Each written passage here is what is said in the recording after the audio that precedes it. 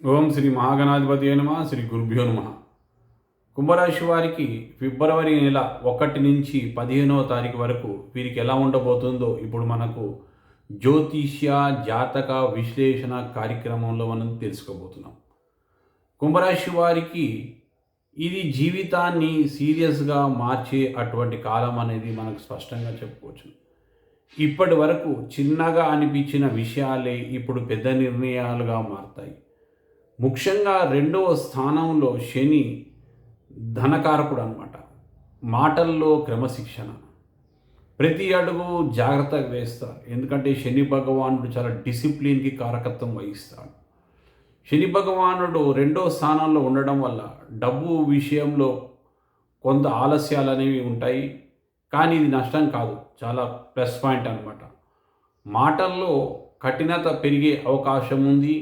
కుటుంబంలో మాటల వల్ల దూరం రాకుండా జాగ్రత్త పడవలసిన అవసరం. శని భగవానుడు ఇక్కడ ఉన్నంత వరకు అక్రమ ధనానికి దూరంగా ఉంటే స్థిరమైన సంపద మీకు సొంతం అవుతుంది. మరి భాగ్యస్థానంలో బృహస్పతి గురువు 2వ స్థానంలో ఉండడం వల్ల బుద్ధి, విద్య, అదృష్టం అనేవి మీకు సొంతంగా ఉంటాయి. గురువు 5వ స్థానంలో ఉండడం వల్ల కుంభరాశి వారికి ఇది చాలా పెద్ద ప్లస్ పాయింట్ అనేది మనకు స్పష్టంగా చెప్పుకోవచ్చు. విద్య, సంతానము, క్రియేటివ్ పనుల్లో మంచి ఫలితాలు కలిగిస్తాడు బృహస్పతి. పాత సమస్యలకు శాశ్వత పరిష్కారాలు మీరు కనుగొంటారు, మీరు వాటికి స్వస్తి పలుకుతారు. శని కఠినతకు కారకత్వం వహిస్తాడు. గురు భగవానుడు జ్ఞానానికి జోడి అవుతాడు. ఇది చాలా మంచి కాంబినేషన్ అన్నమాట.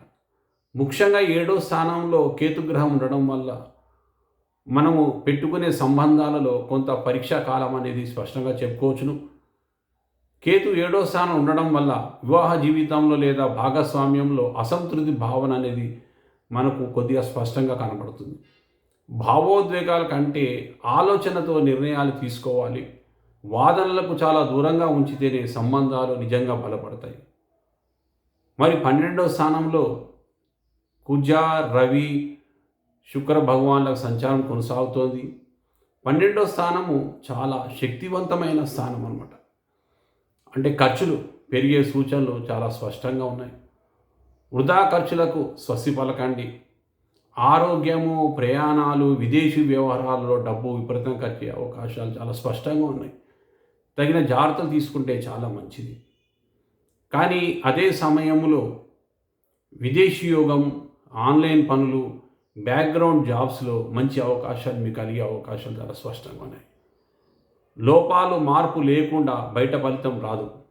ఇది 12వ స్థానంలో మన గ్రహాలు ఇచ్చే ఒక చక్కటి సందేశం. ముఖ్యమైన జాగ్రత్త: కోపం, తొందరపాటు, అహంకారం. ఈ 15 రోజులు ఈ కాలంలో మీకు ఈ 3 శత్రువులుగా పనిచేస్తాయి. ప్రతి అడుగు ఆలోచించి వేయాలి. పరిహారాలు కూడా తెలుసుకుందాం మనము.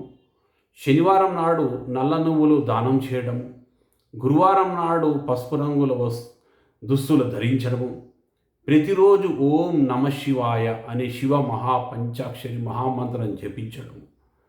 ఇవి చేస్తే కనుక పరిస్థితులు మనకు అనుకూలంగా మారుతాయి. కుంభరాశి వారికి ఇది కష్టంతో కూడిన శుభకాలం అనేది స్పష్టంగా చెప్పుకోవచ్చును. సహనం, జ్ఞానం, నియమం పాటిస్తే ఈ గ్రహస్థితులు మీ జీవితాన్ని మార్చివేస్తాయి. ఇది నిజంగా కుంభరాశికి చక్కటి కాలం అనేది స్పష్టంగా చెప్పుకోవచ్చును. మరి ఇంతకాలం మీరు మా ఛానల్ని సబ్స్క్రైబ్ చేయకపోతే సబ్స్క్రైబ్ చేయండి, లైక్ చేయండి మరియు షేర్ చేయండి.